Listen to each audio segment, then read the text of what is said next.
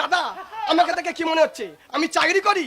না, আমি চাকরি করি না, আমি তো ব্যবসা করি। কি বলবো দাদা, আমি 5 কিলো গুঁড়ো লঙ্কা কিনেছি 1300 টাকা দাম দিয়ে, 5টা হাট ঘুরেছি, আমার লঙ্কা বেচা কেনা হয়নি।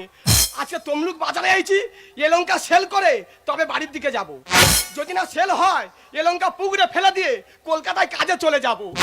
তার আগে দোকানটা পেতে নি, ভালো করে পেতে নি।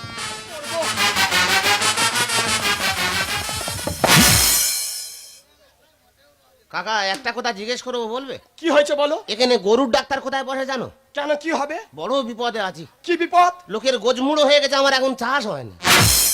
গোজ মুড়ো হয়ে গেছে, চাষ হয়নি? গরু গইলে শুয়ে আছে পাতলা পায়খানা করতেছে। গরু গইলে শুয়ে আছে পাতলা পায়খানা করতেছে? হ্যাঁ। কেরম পাতলা? একদম পাতলা জলের মতো। হাত দিয়ে দেখেছিস? হ্যাঁ। ঝরে যাচ্ছে? হ্যাঁ।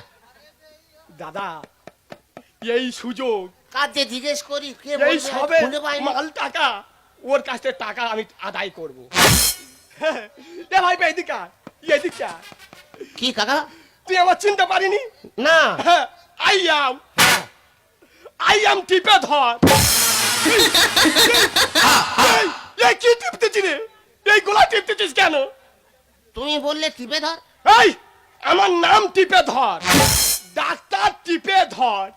ও তুমি ডাক্তার?